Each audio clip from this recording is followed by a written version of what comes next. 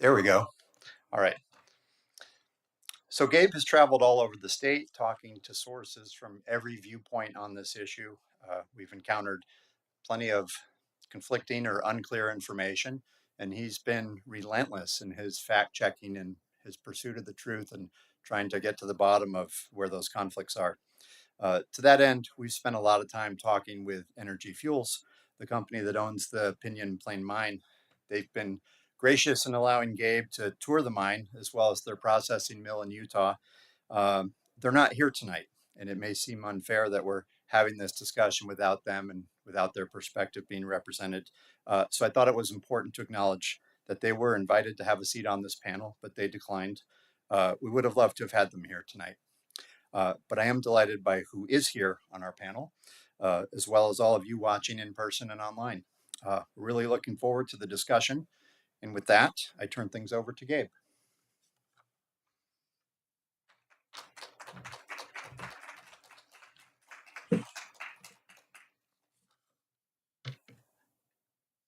Good evening, everyone. Yate to our Navajo guests, and Gum Yu to the Havasupai listeners all the way up in Supai. I'm Gabriel Pietarazio, and it's my privilege to welcome you to Uranium in the Grand Canyon panel here at Rio Salado College. Before I introduce our panel, let me take a moment to thank our sponsor. Tonight's discussion is made possible by the Katina Foundation. The Katina Foundation is dedicated to restoring human and ecological systems. And now it's time to introduce our guests.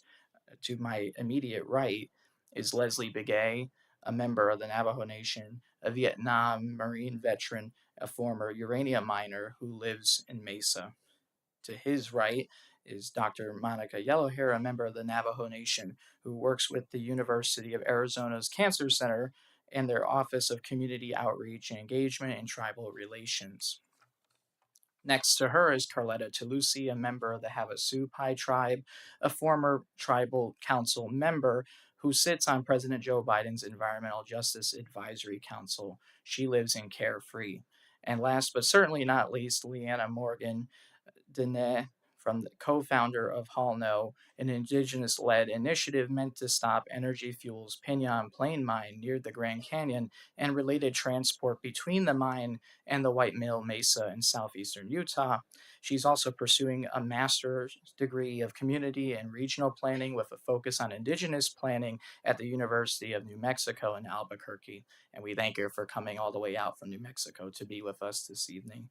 Unfortunately, Brenda Jesus had an emergency and she is unable to join us tonight, and we wish her well with her family. But before we dig into our discussion first, I'd like to share a message from Navajo Nation President Boo Nygren. Yate and good evening. I'm Navajo Nation President Boo Nygren, speaking to you from the Navajo Nation capital of Window Rock, Arizona. Let me thank you, Gabe, for the opportunity to address this forum by video tonight. I appreciate it, and I appreciate your excellent reporting on this week on this very important topic.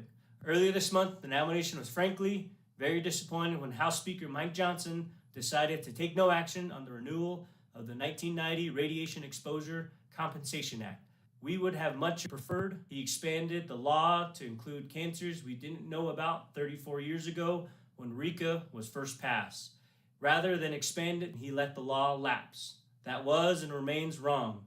We had the support of the Arizona congressional delegation, Republicans, Democrat, and our own independent Senator Kristen Sinema. They understand the issue. They understand the federal government's sole responsibility to do the right thing. They understand the need to take action to make our people's lives better by helping them with their health care. It was the government that made them sick in the first place. It's the government's responsibility to help them now.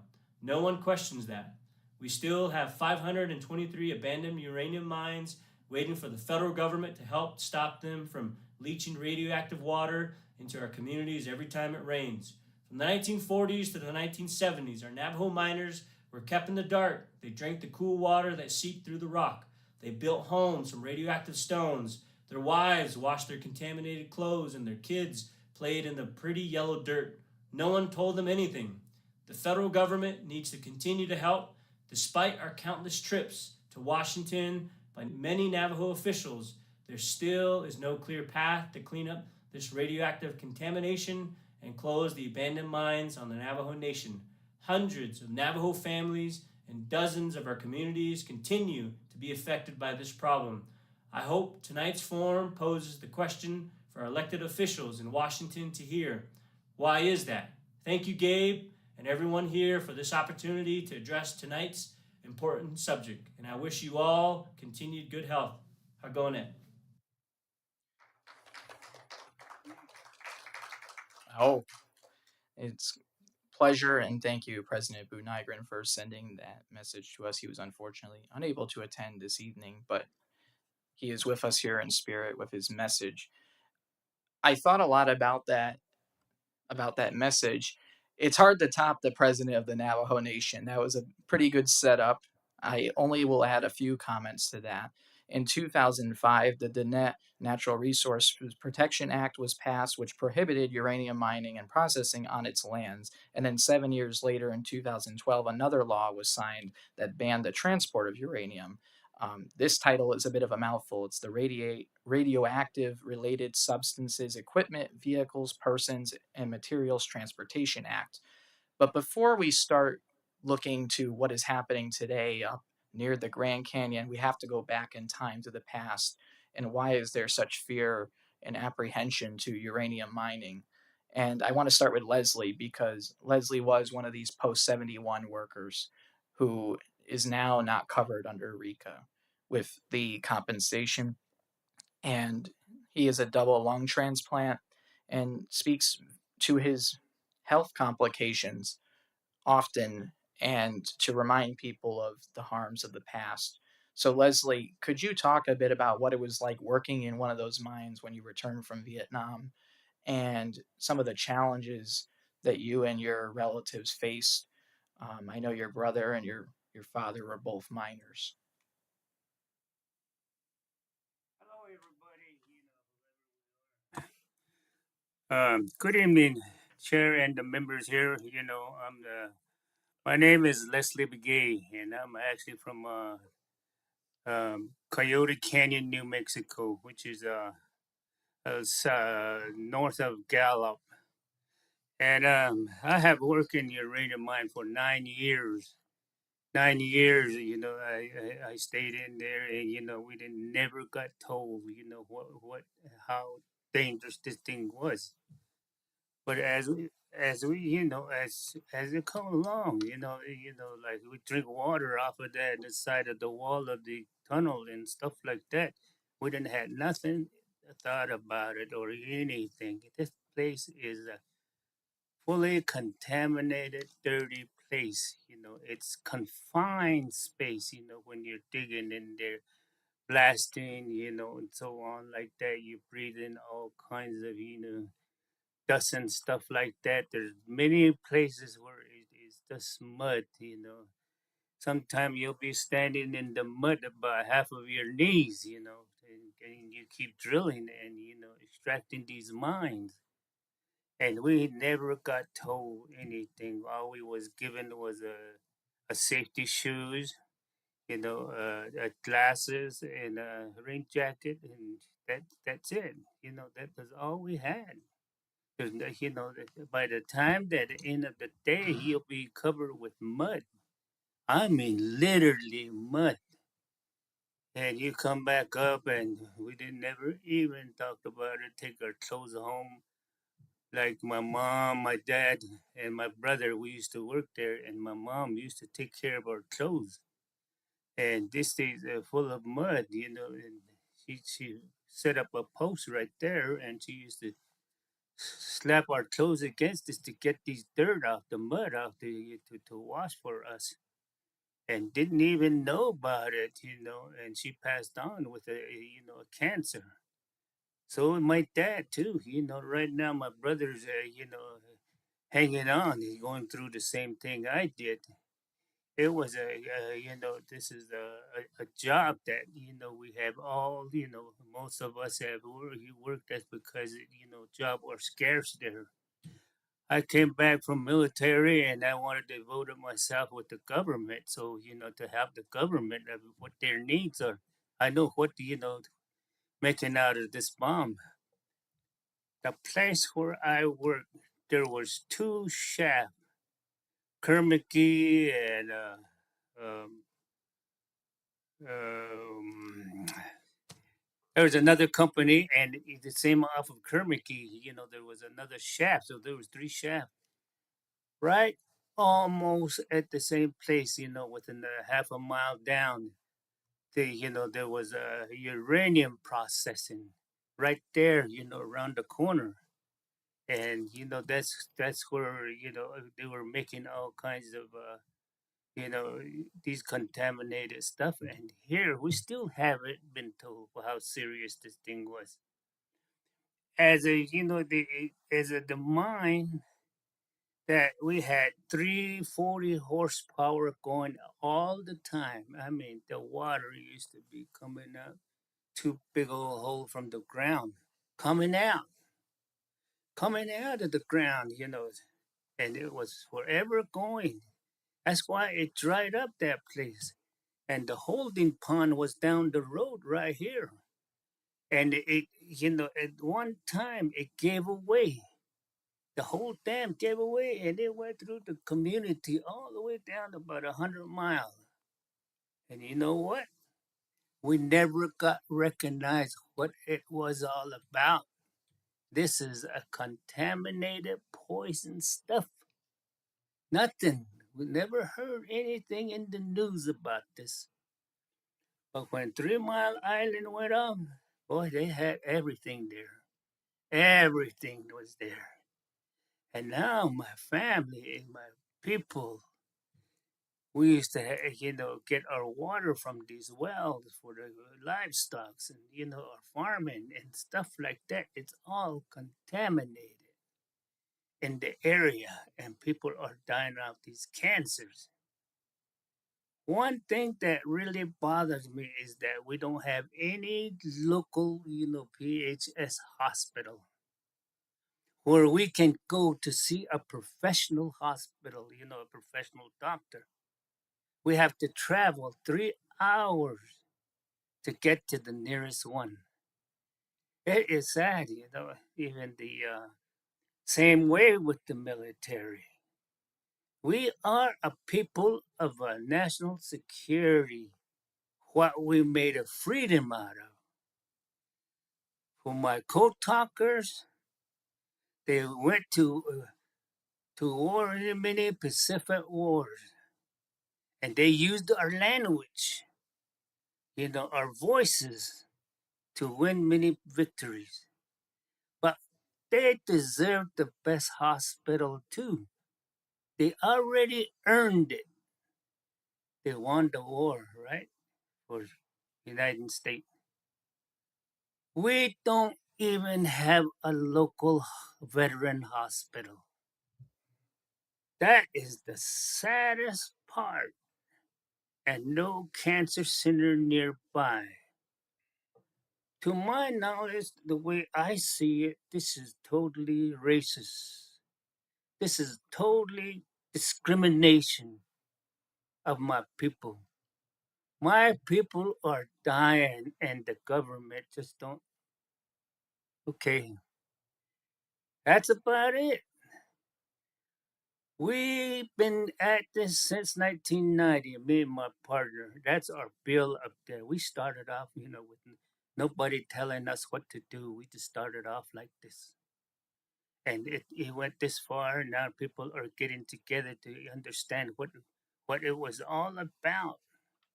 The thing here is, when are they going to hear what we're talking about? When are they going to, ever acknowledge us in, what kind of help we want? I went through a double lung transplant. I ran out of all the natural resources, the resources. Who's going to pay for it? I've worked there, and I've worked at Army Depot where I used to take care of all kinds of ammunitions for so many years. And then I started working for that went out of business. And then I started working for Public Health Service, and they told me I had the best insurance. I kept my insurance. And what I was told is that when I need it, they said we don't cover no lung transplant. That was sad. And here I'm 100% disabled veteran. I've been going over there, and they told me that you got to. I was about 190 pounds, and I went down to 175 pounds. I went back, and I said, can I get on the list now? He said, no, you got to be 170. The way what she said was, excuse me, but she said, I fucking told you. Wow, if I knew better, I would have fought them too. But then, I went along, I tried to ask for help, here and there. I ran out of all resources. There was nobody to help me. I've been going to Albuquerque. Albuquerque. There was a doctor I met back in 2015. I was working. I had a good job. I was air conditioning, refrigeration, electrician, and that. One day I got sick. I didn't know I was sick, but I was, I guess my look didn't look good. My granddaughter came back from school and told me, Papa, you don't look too good. I'm okay. And I did feel good. He said, let's go in the restroom. I looked at myself. Oh, boy, man, I was sick. Right away, we went to the hospital. We went there, and they flew me out to Albuquerque, and they found out that I had a disease, my lung disease. I started out from there trying to, look for help and stuff like that. I couldn't get nowhere, there's nobody to help me. This was very devastating. At the end, a couple of years ago, my doctor told me, he says, you only got a month left. What can we do, brother? Oh my goodness, that was the hardest thing to take. So, he says, come back Monday and we'll talk. And I guess, they already heard about it at home. I came home. It looked like I brought back a bad news, like a funeral service. Oh, my kids, my family were crying. And I was on two of those bottles, and my level was at 14. And you can almost hear it like you're inflating a tire. That's how bad, that was a bad situation I was in. And sooner, he says, come back. So I didn't come back. He said, I'll set you up. I'll do something for you. The doctor told me, I'll do something for you. So he went to, that Sunday, I got a call from St. Joseph here. St. Joseph here, I got a call, it says, come on down, let's get your evaluation. Wow, that was the nicest thing I heard. So I got my evaluation done the whole week here. And there's some kind people here, a neighbor in the area, Excuse me, Leslie. a lady helped me out with the house all furnished and stuff like that, And I went home again a week later, and and a week later, he called me back again. Come on down. You're on the list. So that's how I survived. That's how I survived and got myself a double lung transplant. I got 123 stitches in. That was the hardest thing I ever encountered. These are some of the things that people are going to go through. Within a few more years, they're going to be facing the thing. There's no cure for it. Yesterday, I went back to the hospital. They told me I had some kind of a growth in my lung. So they gave me a biopsy. And this medication is so expensive. $1,800. Wow. $500 for 5 pills. If I get on this program, these RICA, stuff like that, I can get, I can get medical, and I can get my medication through that. But the government doesn't want any of us to get on there. Thank you, Why? Leslie. I don't want to cut you off, but we do have other questions to ask, and we appreciate you sharing your perspective because it's hard. Yeah. And I mean, part of this is these stories take a long time. These are intergenerational stories. And this is something that Monica deals with in her daytime job. You've heard, I'm sure, lots of stories like that. And I guess my question to you is, in your outreach role dealing with cancer patients, you see this fear with uranium now and abandoned uranium mines, things that haven't been cleaned up, as President Nygren said. And now we're talking about hauling ore through the reservation. How do you square the two from your perspective in the health science research background, so to speak, with the Cancer Center when it comes to these fears, these concerns, people dealing with their own personal health complications, but also now having to stress to worry about hauling through places where you grew up, like Kienta, along the haul route? Yes, and I will say this from the get go. I am not a medical doctor. I only play one on TV.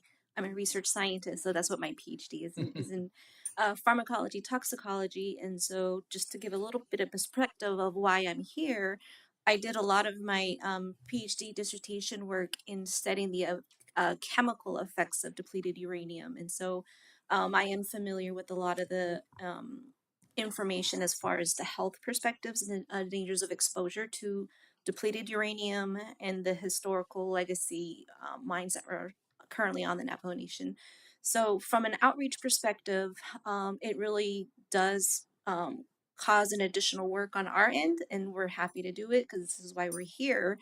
But as far as from the outreach perspective, it's just going to be a constant reminder that everyone in these areas should get their recommended cancer screenings.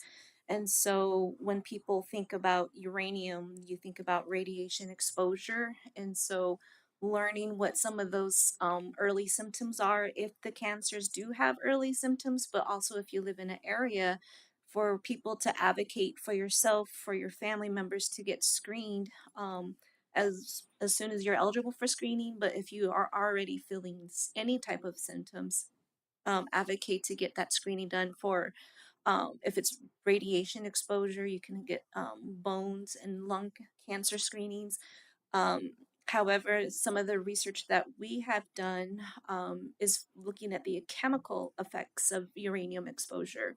Um, you may not know it, but uranium is a heavy metal and it's naturally occurring, and some heavy metals have toxicities associated with them. And so, some of the cancers that are associated with some of these exposures include kidney cancers, stomach cancers, and um, a bone. I already said bone, but there's other types of cancers as well that we have to also consider. And so, again, just advocating for people to get preventative screenings done, because the sooner you catch the cancer, the easier it is to treat, as opposed to coming in at stage 4. And so we recently held a conference at the Pascoyaki tribe called Beyond Cancer. And so one of the main points that we talked about is that um, cancer is a scary word, and especially being Navajo, it was always told that we don't talk about it because you bring it upon yourself. But now is the time to start talking about it and start encouraging people to get screened, to prevent it, to try to minimize your risks for development of cancer, and then to be advocates for yourselves, your family members, especially if you are in some of these areas that have high exposure um, areas. Thank you. I want to pivot to Carletta because Carletta has been on the forefront of this issue for decades, really at the beginning, the impetus of it. And I think it's a reminder that uranium is not just a uniquely Navajo issue, the legacy. I know we've talked extensively in the past about this legacy here in the Southwest and the fears that people have of new mining, new extraction, new hauling, somewhere as far as 300 miles away from this site here, Pinyon Plain Mine, just 10 miles or so south of Tucson. And I'm curious, how do you understand what's happening with the mine specifically, and how does this impact your community that isn't seen as much in the village of Supai? And where do you see those issues intersect between Navajo, Havasupai, Wallapai, the southern band of Paiutes, and the Ute Mountain Ute tribe community, which lives just outside of the mill in southeastern Utah? Uh, Thank you, everyone. My name is Carletta Talusi. I'm from the Havasupai tribe. I'm a former Havasupai tribal council member and an advocate for issues that are facing our clean air and clean water. My understanding for this particular mine here, Pinon Plain Mine, was allowed because of the 1872 mining law. And that is a really old law that still exists to this day, that allows international mining companies to come and stake uranium claims on public lands. And in this particular case that we're facing, it's located on the Kaibab Forest Service lands next to our Havasupai Reservation. And it sits above our main water source, the Red Wall Moab Aquifer. And when I was growing up in Supai, my elders used to tell me that there's a lake of water underneath us and we need to protect it. And so over the years, mining companies were coming onto these public lands and staking uranium claims to continue the uranium mining legacy. And so that's what is happening here in northern Arizona. If we do not stop these mining activities occurring on top of our water source, it will not only contaminate the Havasupai water, Havasu Creek, it's going to contaminate the people all downstream that are relying on the Colorado River. And so in my community, we live in the bottom of the Grand Canyon where it floods and where there's a lot of uranium that's being proposed up on top of the rim. And so my people started fighting this in 1984, voicing that this is dangerous. Do not do this here. It is located at our sacred mountain Red Butte, which you see in a distance in the picture. And it also sits on top of our main water source.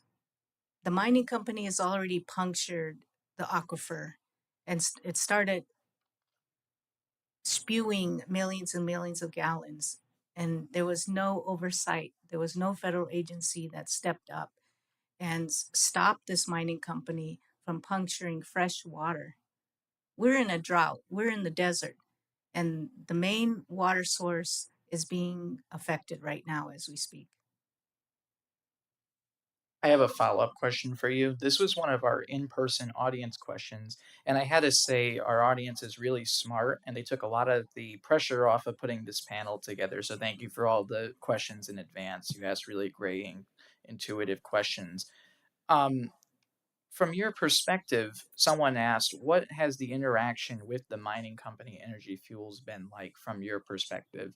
I know we've talked about it in the past, but has there been dialogues directly to Havasupai? I understand that there have been dialogues with Navajo Nation officials and leaders relating to the site.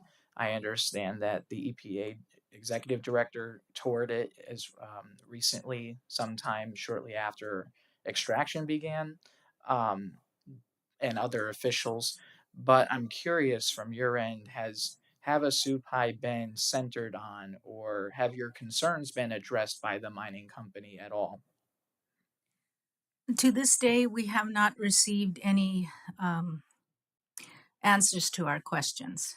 And, we really need to know what kind of safety measures that are taking place, if any. We really need to know that this type of mining that is happening right now is that safe. What it's being reported to us and the tribe is it's a very old way of mining uranium, and it there's no oversight at this time. And as far as the mining companies reaching out to tribes and to citizens of Arizona, I think everybody deserves an explanation on what's happening there. The citizens of Arizona need to know what's happening to your main water source here, and they're not getting the answers. We're not getting the answers. They should be here answering these questions and sharing the panel with us so that we all understand what's happening over there. And as far as our relationship with the neighboring tribes, all the neighboring tribes do not want this mine to happen. We have worked together to protect the Grand Canyon from uranium mining, and we've worked in alliances together. Everyone is concerned. All the tribes are concerned. All the citizens of Arizona should be concerned. Thank you. Building on that, another question that we received from someone in the office, in person as well. I'll direct this to Leanna down there. Can the mining itself be stopped? That's a question that we received quite a lot. The people that under in the ground basically are saying that's the only way that it would end is if we stop the mining. So I know you've been directly involved in that, in the action and outreach. So I'm wondering if you could weigh in on that. Yeah, short answer, yes. Would you like to build on that?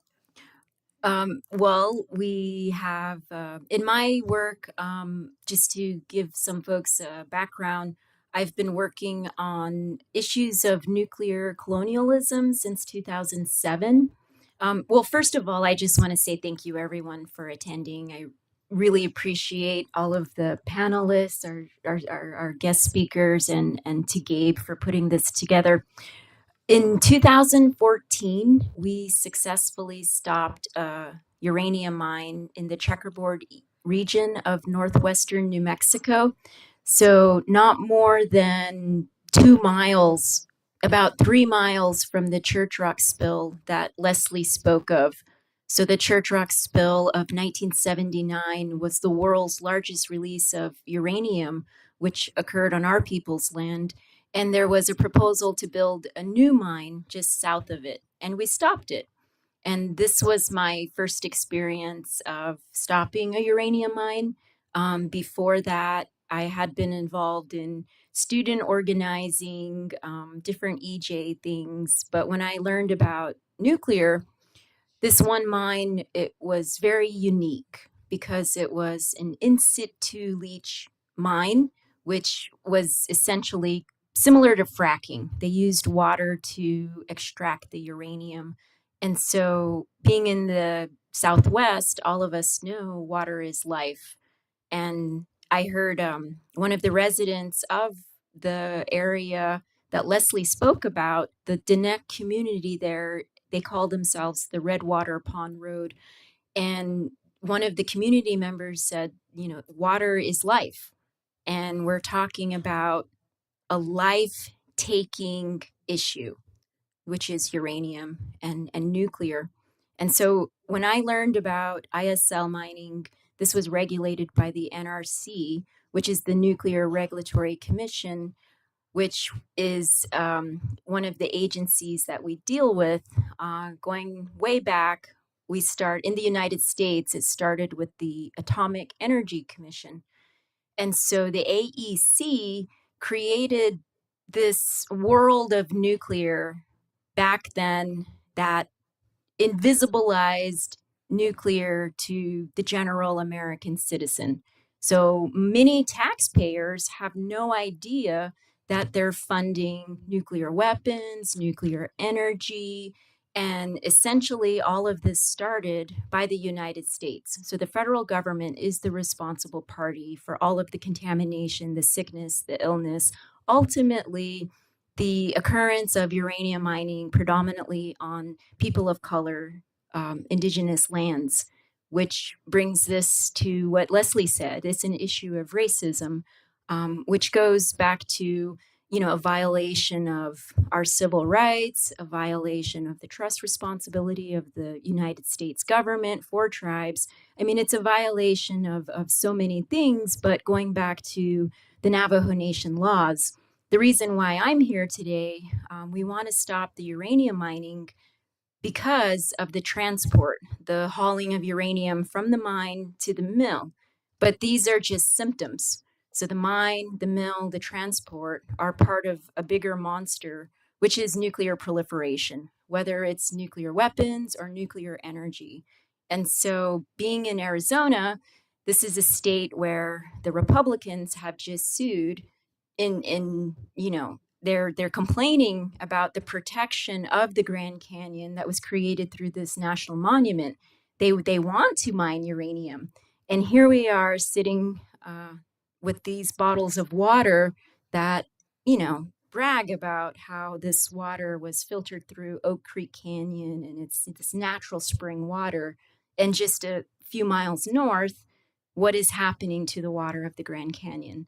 And so this is something that we need to consider all over the world when we contaminate water, when we contaminate our land, when we contaminate our DNA. Some of these impacts, we still don't understand the repercussions. Not yet, even as humans, we don't know the extent of the illnesses, the harm to our non-human relatives, and then the future impacts. And so what Leslie was talking about, these problems that I heard him say there's no cure. There may be no cure, but it's all preventable. And this is why we are all here, to help to prevent many of these things that we've already lived through from happening again. And to tell President Biden and to tell Governor Hobbs that they have the authority to shut down Pinyon Plain. And this is what we want. It's one mine that's only going to produce a little bit of uranium. It's not even that high grade ore, but like they say it's high grade ore. But when we look at the actual impacts, the costs far outweigh any benefits that are going to go to Energy Fuels, a Canadian company. Building on that point, and thank you, Leanna, there was another question that we received from one of our online listeners, and they asked, what can individuals and local businesses do to support the cause to stop the extraction and transportation of uranium mining along the haul route? I don't know if you have any thoughts on that, Leanna, specifically given your work there, but it seems that a lot of people in the community are opposed to that. A lot of our Navajo listeners who are along the haul route are concerned, and they haven't been given the assurances yet from Energy Fuels to that it will be safe. Right. Well, Navajo is a player. We are a stakeholder. I don't represent the tribe. I'm just a activist. But yeah, we really need to also consider who's not at the table. So we heard from Havasupai, but we also need to hear from the Utes. And when we talk about the haul route starts at Grand Canyon. And so there's many communities before we get to the res. And so the majority of the haul route is 300 miles between the mine and the mill. However, the reason why we're talking about the hauling is because the Navajo Nation has a law against the transport. Well, the route is, like I said, there's a lot of communities before the res. I mean, why can't all of those communities start to pass similar resolutions? Of course, they don't have the legal authority or jurisdiction, but I think communities are all of the communities are impacted. It's not a Navajo issue. It's not just Havasupai, it's everybody. And so the entire state of Arizona, I think, is able to do something to pressure Governor Hobbs to do the right thing. It's not just people on the haul route, it's everybody who will be impacted. And so right now we're talking about the issue of Navajo Nation sovereignty, and you were mentioning businesses. I do think it's up to everyone, not just businesses and organizations or environmentalists, but across the board, the United States does not teach the real history in our schools. And so we need to go all the way back to talk about colonization. We need to talk about institutionalized racism. We need to understand, how did these things occur? In 1493, there was this thing written called the Doctrine of Discovery. And this was a piece of paper, much like the opinions of Supreme Court Justice Marshall, who wrote a lot of opinions, very racist opinions. They're not legal, they're not laws. They're just things, stories made up. But all of our current laws are based on these things. And last year, the Pope actually renounced the doctrine of discovery. And so in Indian country, this is like our golden ticket to start filing, challenging, and to demand that the United States and all of the colonizing countries look at what that means and do what is necessary to correct that wrong. I mean, it's 5 centuries of institutionalized racism. It's not going to happen overnight. I mean, it's been over a year since the Pope did this, and I'm not sure how many people have even heard of the doctrine of discovery, much less know that it's been renounced. And so it's time we need to start acting on it. And I think for Indigenous nations and leadership, it's, this is time to get moving and to tell the United States it's over. The time of the United States pushing its power and authority without no legal justification except for these opinions written centuries ago, people need to understand there is no legal justification for the United States to do anything it's doing. And so for us to be respecting the laws of the United States, I mean, this is ridiculous when we have been here for millennia and the United States doesn't respect the laws of the Navajo Nation, much less pay for the atrocities and the genocide it's been committing, such as funding RICA, which our president was talking about at the top of the hour. For sure. And I think building on that, this was another interesting question. It was directed to me, but I think it applies to a lot of you on the panel because of the search of the truth and all of this. Someone asked from our in-person audiences, throughout your reporting, was there ever a point where it seemed impossible to gather more information because officials refused to talk? And if so, what were the strategies that you used to best overcome that? Carletta, I want to direct that to you. I feel like the Havasupai have been struggling with that to get the answers, as we talked about before in today's story that aired, that Forest Service would say in your bi-monthly calls that they would have to go direct questions to Energy Fuels to get clarification on, that they weren't directly involved in these dialogues and actively present. So give us a glimpse into what it's like from the Havasupai perspective with trying to get answers, being a neighbor to the mine, and the concerns that you have of the hauling, but obviously the water contamination concerns that you're not being told directly this information. You're hearing it secondhand source, it seems, through reports and ADEQ and other regulating agencies. Thank you for that. Well, I just want to start by saying that the federal government is required by federal law to properly consultate Indian tribes.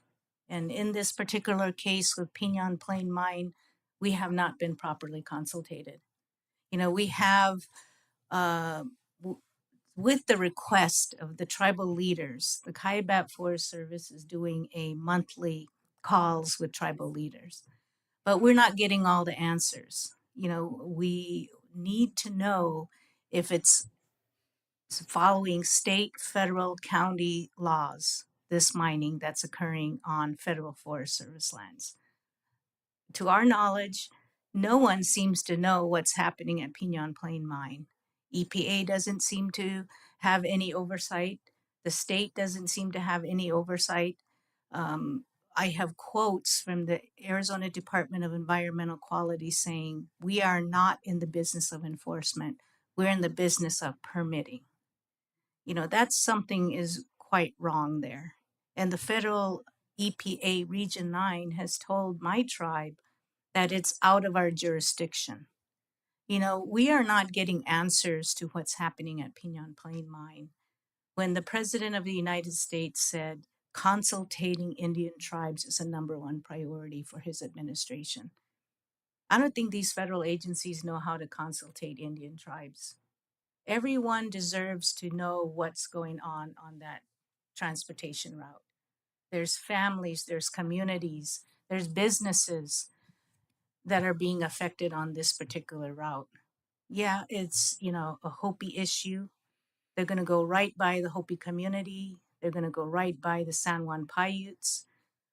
And the end result is the Ute, Mountain Ute families that are already struggling with cancer and death in their community.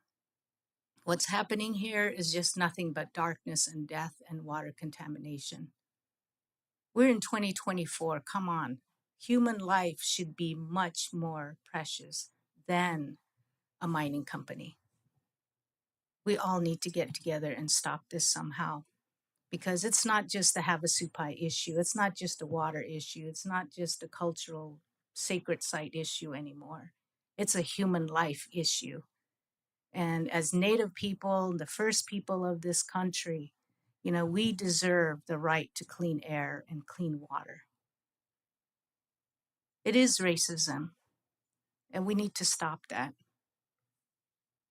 Thank you. And I should note that the Forest Service has told KJZZ News that it has um, bi-weekly calls with Energy Fuels, and they do monthly site visits on their property, as we talked about in the past. So they do say that they are overseeing, and visiting, but not to the level that your I would say have a supplier satisfied with when it comes to oversight. Is that a fair characterization?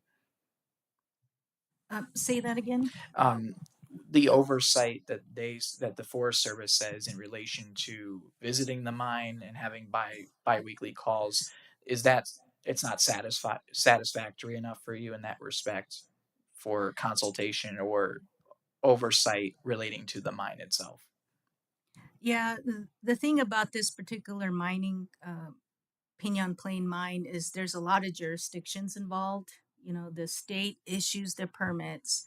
The Kayabat Forest Service approves the plan of operations.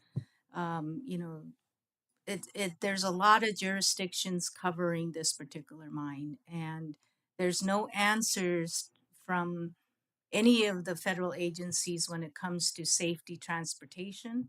When all the tribes were asking about the transportation route here, what's going to happen if there's an accident on that 2-lane road? A lot of you people that live in Arizona know that 89A and this particular road is a 2-way road.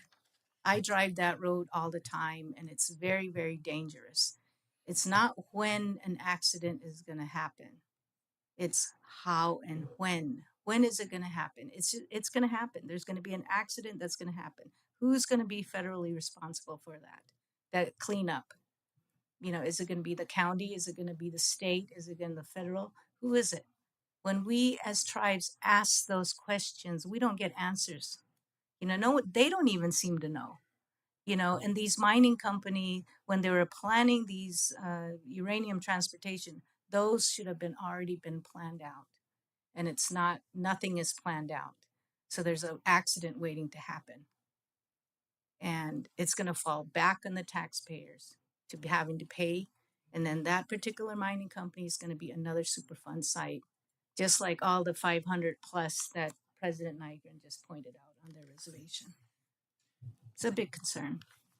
As a follow-up to that, the Forest Service also said that they have some sort of provisions outlined that detail how the hauling should take place, but that's not to say that there isn't risk or concern relating to that. I want to go back to Leanna because you mentioned Mount Taylor on the Hall No map, and it's our understanding that Energy Fuels owns this deposit. And like you mentioned before, there's a concern of that this isn't just one mine.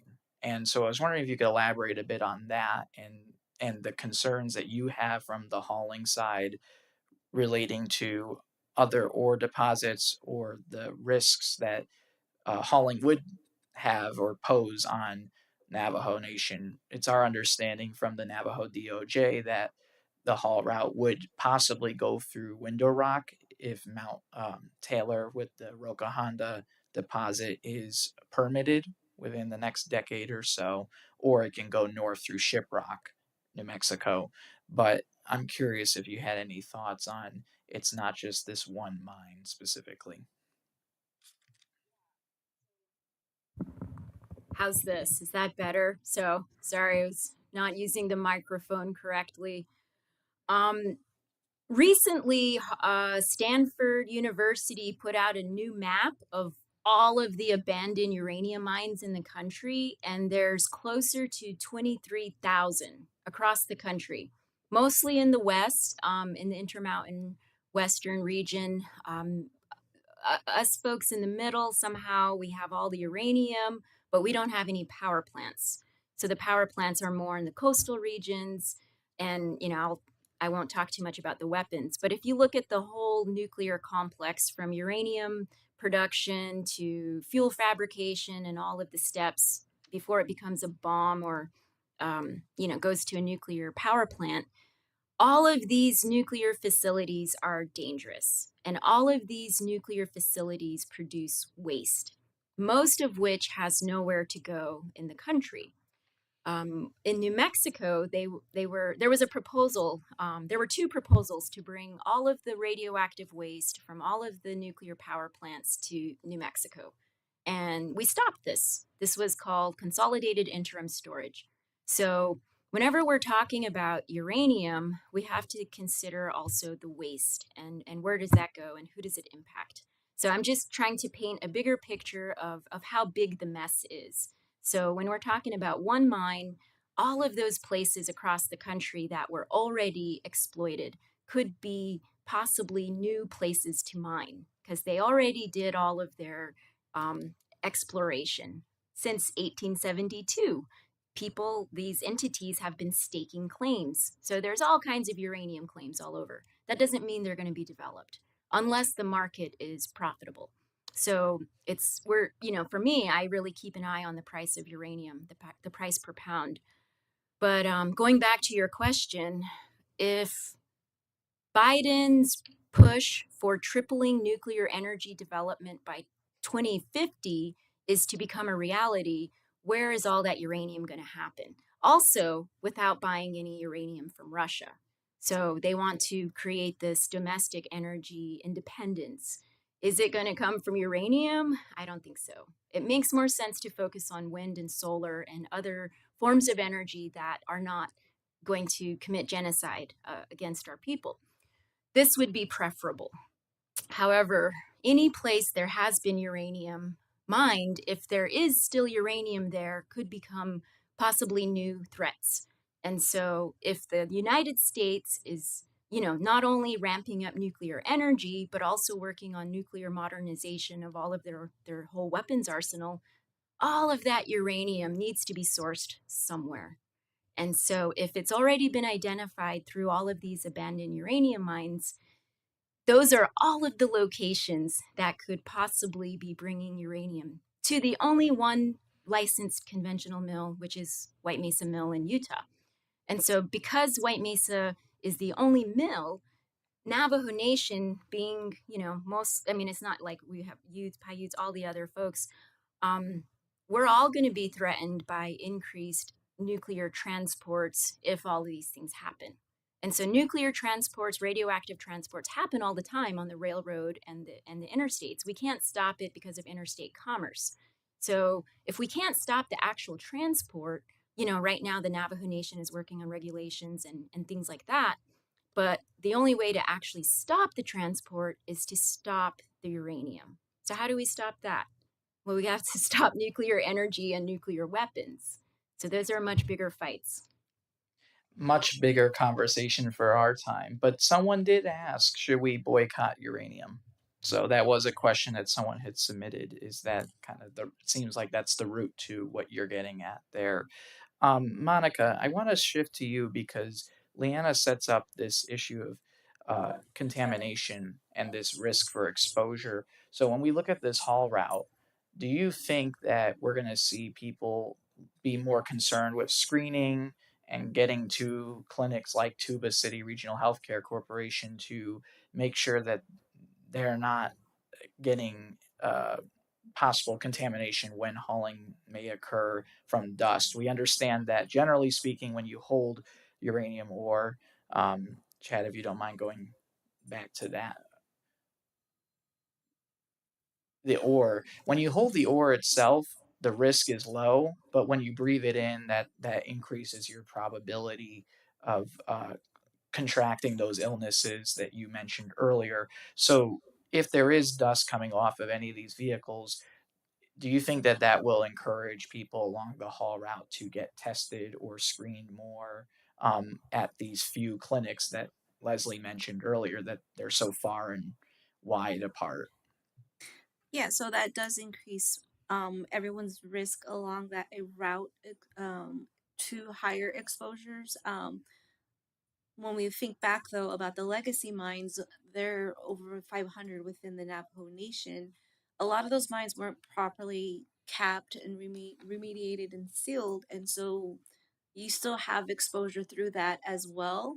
And adding this on top of the exposure routes to people who might be potentially exposed and breathing in dust that may contain some of this byproduct or even from the previous mines and then dust coming off of this, it also poses a greater risk for people who may be in those areas as well as near the legacy mines. And again, it goes back to the whole purpose of RECA and all the downwinders and how important that bill was to help individuals in these high risk areas. And so it does pose a threat and it does increase one's risks for potential contamination, but it also really need to consider how the transport efforts will be made. Will these trucks be properly covered and sealed to prevent dust exposure to residents, but not only that, to employees as well? Because you've also seen this in the Gulf War in the early 90s when the Gulf War conflicts were going on. They used over 330 tons of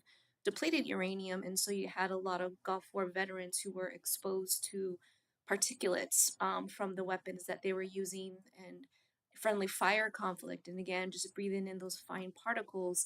A lot of research has been going on to looking at the health effects of being exposed to these particular ores. For sure, and thank you for that. I think it's a unique position for me as the tribal natural resources reporter because typically I'm reporting on issues about resources that tribal communities want, and it's clear to me that Navajo Nation, through its laws, and it seems everyone on this panel doesn't want uranium in their communities. They don't want to extract it. They don't want it to be developed or processed. And I think this goes to Leslie and your comments earlier. I guess how concerned are you for people in the mill today? I know that I visited, I toured both the mine and the mill. Um, they assure me that it's safe, that the protocols are better, that they're monitoring radiation exposure, minimizing it. There are respirators when they are processing certain materials. Um, I'm curious though, in the mill in particular, they say about half the people there are Navajo who work from different communities like Anef and Montezuma Creek and Bluff around Blanding and that whole area. I'm curious, how do you see that? Because you're someone who worked in a mine, 50 years ago or so, and we have people who work in them today in mills. And I'm curious how you see that.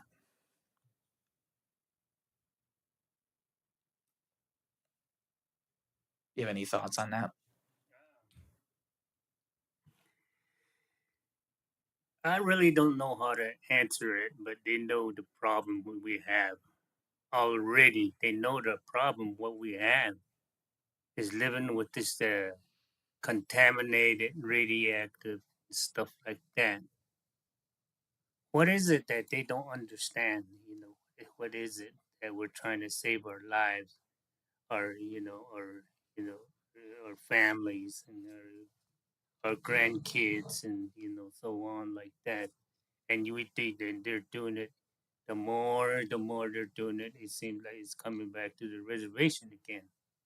And the water is so near, like she said, the water is life. Someday we won't have a clear water. Someday we're going to have a contaminated everything. To what I can say is transporting this thing is even, like back home in Church Rock. They're still deciding where they're going to, relocate all that.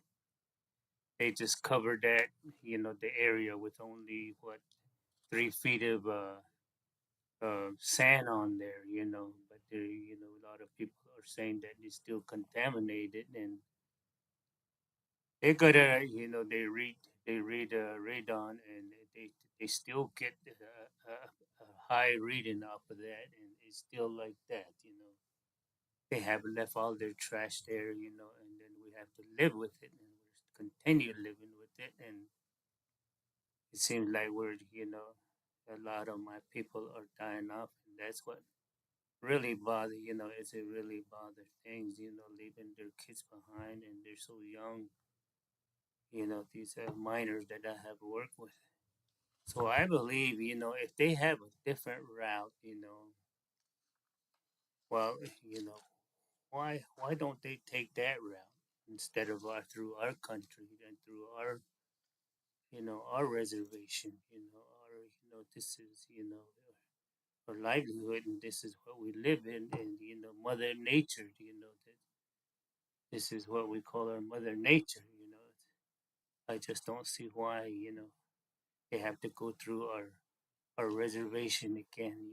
I mean, this is getting lower and lower and lower of the government, how they're thinking of us is just so. I mean, they treat us like we're nothing. So I'm against that. Try and get on other alternative where they can, go that route and do this, and but like back home, they're still fighting for that for so many years to relocate all that contaminated stuff. For sure. Thank you, Leslie. As we near wrapping up for this evening, I have two questions for every panelist. This is our lightning round, so to speak. The first question is, what is your biggest concern with this mining from your respective roles? And we'll start with the end of the table, Leanna. Hey, hi, Gabe.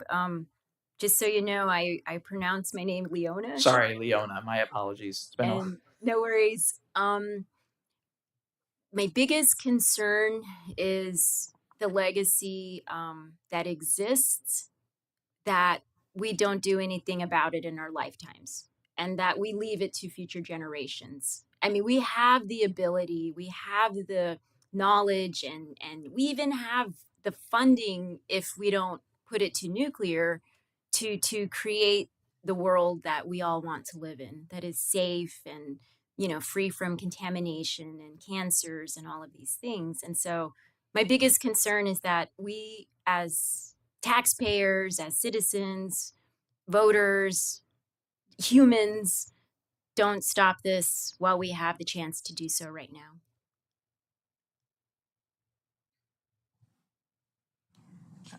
My biggest concern is human life. Within my tribe, the Havasupai tribe, we only have now 597 tribal members left. And if we are wiped out, there's not going to be any more Havasupai. And I'm very concerned about that. It's our main water source. When uranium contaminates water, it's irreversible. It can't be cleaned. And uranium is a very scary ore where you don't know it's coming, you don't see it coming, you don't smell it. And it's a very dangerous ore. And I'm very concerned about human life and also animal life. You know, the animals roam this area where you just saw Pinon Plain Mine. There's deer, there's elk, there's rabbits, there's birds. Birds land in that pond right there. And then the birds are eaten by other animals. And it's just a chain reaction. And then my family are still hunters. So we are going to be in that chain of contamination. So my stepdad already died of cancer. We already have experienced the many deaths in our community because of the nuclear testing in Nevada. And it's really hard when you lose a father and somebody that's been caring for you all your life. And when they leave in that way, I still believe he would have been still with us. So I don't want to see that happen to other people.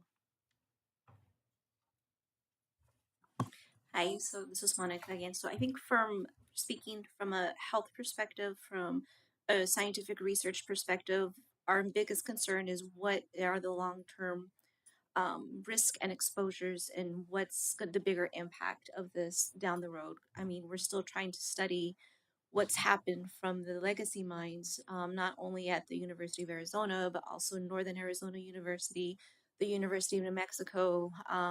We just had a huge Four Corners Cancer Center conference last week, and uranium mining as well as other minings. And those were also big concerns that we all have collectively for the cancer centers for the whole area that we serve, all the way from Canada all the way to Mexico.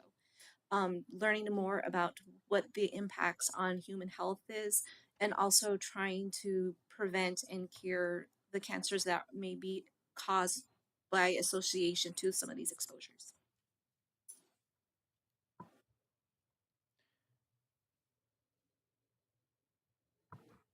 Well, we're lacking off of this medical stuff.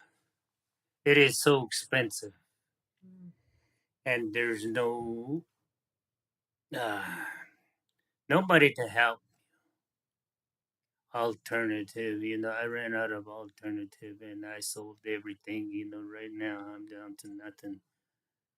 It hurts, and why don't they consider it first medical stuff? We need medical attention. We need somebody to take care of us. Medical wise. The medication and so on like that. They're doing it without it too. I just don't see that. Because you get to where I'm at, it is. It's hard. I used to live good. I used to have animals and stuff like that. I had a little ranch, and now I have nothing. I have nothing to show for it, and it hurts. This is what kind of a mind that can do to you. We don't have any kind of a professional doctor nearby, and this medication that they provided me was it's St. Joseph didn't have it, VA didn't have it, PHS didn't have it. I have to go through this private somewhere else in Pennsylvania somewhere or something like to get my medication that I got on. Now these are some of the things that they need to look at it. Instead of just directly go chase the people in there, and this is not right. This is very, very wrong. Hey, we need medical attention and stuff like that. These guys are up there with a good tie, and they never seen the mud or anything like that. Never face what it is, what's really is. But that's my one of the things that I like to say. So this is what I think about. They need medical attention, cancer center, and To my last question, and thank you, Leslie, for that. we had a lot of other questions that we unfortunately as the panel could not answer because Energy Fuels wasn't here. These were specific questions about the mining operation, the hauling. Lots of viewers submitted questions from people in person and online, but there's a lot of apprehension around the company itself. And as someone who has toured the mine and the mill, a lot of reassurances, a lot of good faith and trust to go in and to see the operation firsthand to understand it.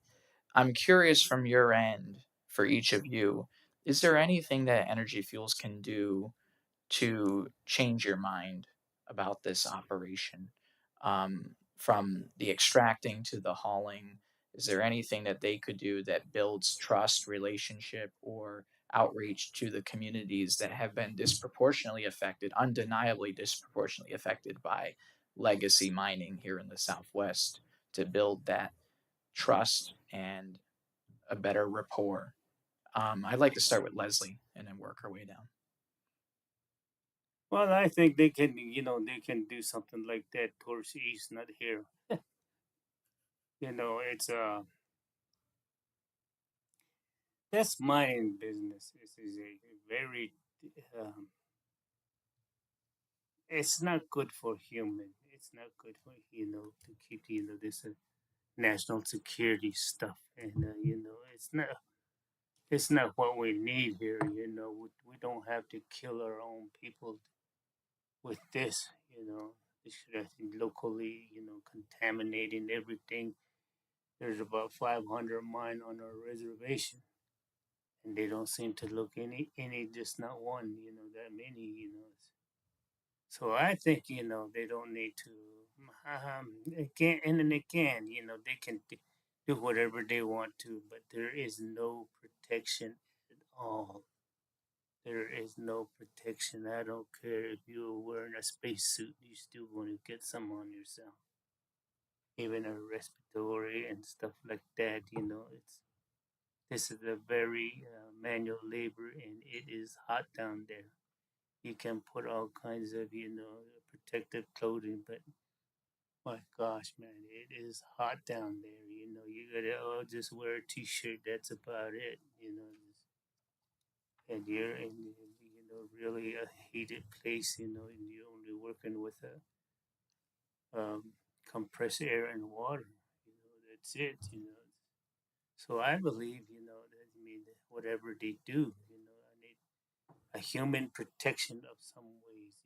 That needs to be looked at it by the government, not just this is a national security. Yes, it is, but like I said, we're not being recognized as such. We're nothing to them.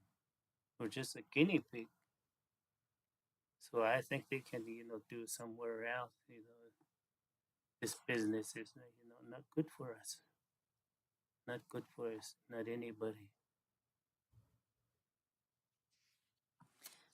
For myself, this opinion is my own and not reflective of our cancer center or anybody else. But speaking as a Navajo citizen, I think there's been many great points that Leslie has been brought up about access to care, and also proper tribal consultation. So I think the first steps is to move with proper tribal consultation, and then maybe also having a commitment to increase access to care for services, especially based off what's coming off from the legacy mines. Like you see the route going through Tuba City Regional Healthcare Corporation. They have an oncology center there. That's another place that they can also probably connect with to see how we can work to increase access to care, especially for cancer patients who have to travel far and wide.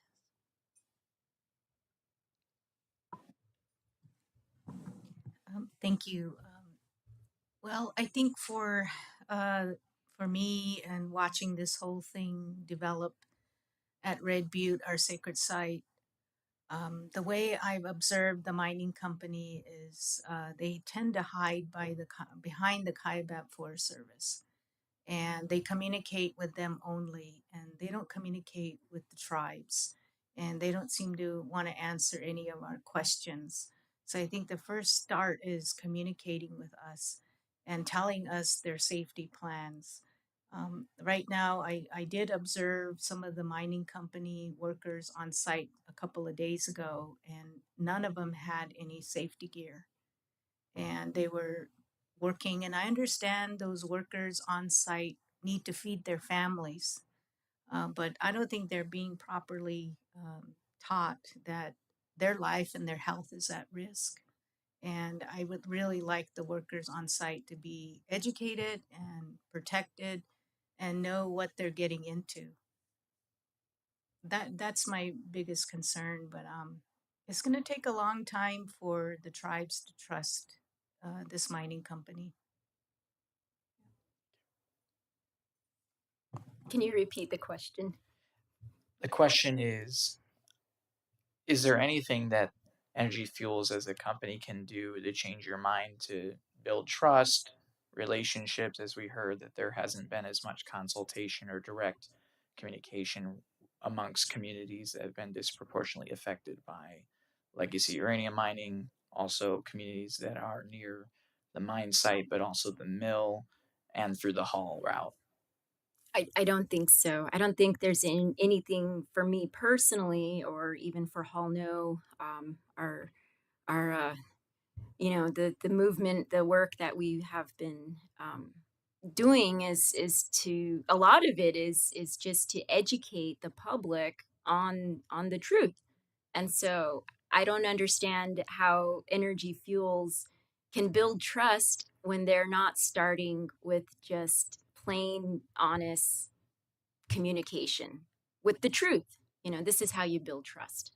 I know you asked me this question during the interview, and I think my response was, well, maybe if they used all of their funding and technology to actually clean up uranium mines, to actually use substantial scientific sound knowledge to not just cap and cover, because that's not what we want. That's not cleanup. We have that's the status quo of cleanup in this country, is cap and cover. So that leaves the mess in the place to continue to contaminate, go into the groundwater, and just perpetuate all of these stories that we're telling today. We need to stop the status quo of cleanup. We need to fund RECA. We need to stop telling these lies about nuclear energy saving the climate. We need to just be honest about colonization and the reality that Energy Fuels and Governor Hobbs need to respect our sovereignty. And so all of these things, it's multiple players, not just Energy Fuels. We need our own indigenous governments to step up and demand that their sovereignty is respected. Tribal consultation is part of it, but when we make laws, we can't expect the colonizing government to enforce our laws. And as the Navajo Nation, I've been very, as a member of the Navajo Nation, I've been very disappointed that the nation hadn't stepped up to Energy Fuels or on this issue. We haven't heard a word from our president until this year, even though the issue started in the 80s. And so we have a long way to go. The Navajo Nation has laws and is actually sent a letter to President Biden. But what about the other 570 so federally recognized tribes? Have they spoken to their governors? Have they spoken to President Biden?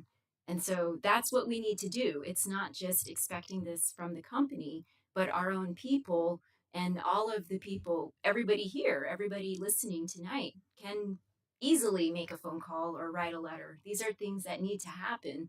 And so to build trust, it's exactly what Carletta said. We need communication, we need ongoing information, and we need to have constant updates about the reality of the situation, not just to our tribal representatives, but to the communities that are most at stake. I live in Albuquerque. I'm not even on the haul route. I'm part of this activist group, but our concern is for everybody. And so this is something that I'm asking everybody to do something, whether it's writing a letter or making a phone call. Tomorrow we're delivering thousands of petitions to Governor Hobbs, and so I think this would be a great time if folks can, they want to follow. It's the Arizona Sierra Club that will be live streaming it on Instagram, and so we're delivering the petitions that we've been collecting this year, but that doesn't mean, you know, when we deliver them, there will be many more ways to raise your voice and to be heard, not just, you know, these little petitions. I think everyone has a way to do that. Art, music, public events, outdoors groups, everyone who loves the Grand Canyon, anyone who drinks water basically has a stake in this. I want to thank everyone here tonight. I understand this is a really sensitive issue to your communities, people like Leslie, and it's not easy to talk about. And it takes a lot of time to process it all. I wish we had a lot more time to talk and continue these dialogues. They're important, and we really appreciate each of you participating. Thanks again to our sponsor tonight, the Katina Foundation. Thank you again, Leslie, Monica, Carletta, Leona, and a special thanks to President Boo Nygren for his video message. And thanks to you for everyone who you're in person and online for taking part. I hope you have a good rest of your evening, and thanks again for participating.